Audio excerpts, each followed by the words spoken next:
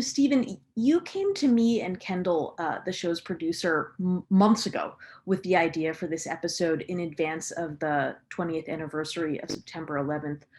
Why did you want to return to this case and to follow up with our clients, Suleiman, Mohammed, and the family here, the nephew of Gul Rahman? The idea behind this podcast was to tell folks about the success of one piece of litigation to address post 9/11 torture. And I'd been involved in litigating cases and other advocacy on behalf of many other survivors of US torture since 2004. That's when my work began. And in all those cases before the Salim litigation, which ended, as you know, in a settlement in 2017, all of those cases were dismissed by US courts. And many of so these men didn't even have their day in court. And Salim is the only case that got past that motion to dismiss stage. And we went into active discovery, where the court was determined, the individuals had an opportunity to put questions to their torturers. And I've been in touch, with the guys, with the plaintiffs, subsequent to that settlement. And I saw a manifest difference in their lives from when we started that litigation, when I had the first interviews with them in Istanbul and in Kabul and in Zanzibar. They had very different lives from the lives that they lead now. And I wanted just to talk with them and for listeners to hear about that change, how the litigation actually changed their lives in a marketable way. And I guess that was the genesis of this. Well, let's talk more about the case, but let's first lay some groundwork around it. What led to the torture of our clients? Can you connect for us the aftermath of 9/11 and the eventual torture of these three men? So shortly after 9/11, the CIA began to look at ways and means of gathering, and I quote, intelligence to prevent future terrorist attacks against the United States.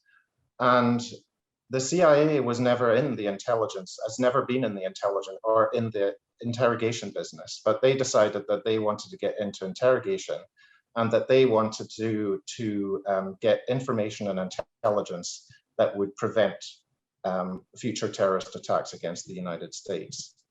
And from those early conversations, the CIA developed its so-called interrogation program, detention and interrogation program, which also included what's called rendition. So that's the transfer of individuals from one country to another. And then they would be detained and interrogated, and the CIA started to develop its own set of interrogation methods. And I call them interrogation methods, but they were in effect torture. They were developed by doctors Mitchell and Jessen from techniques that had been used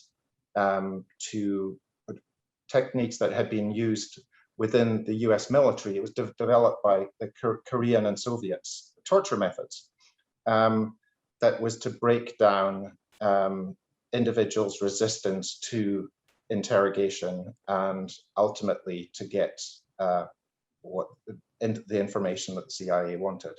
So that was the detention and interrogation program, the torture program that was developed within the CIA.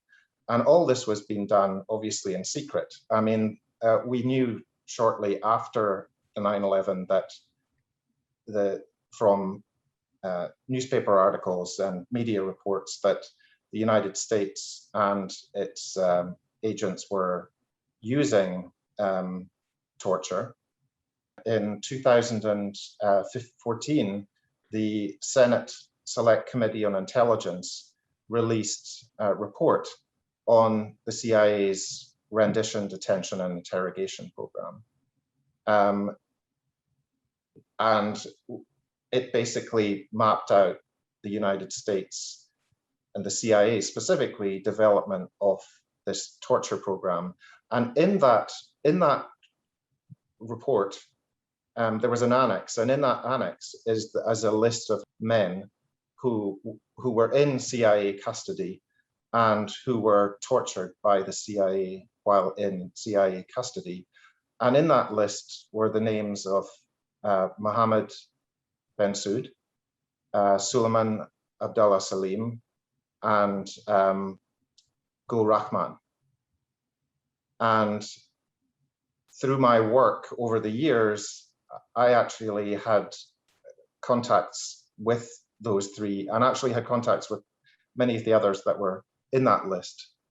And we thought that this was, here was the possibility to bring a case for accountability on behalf of some of those men who had been tortured by the CIA pursuant to its program.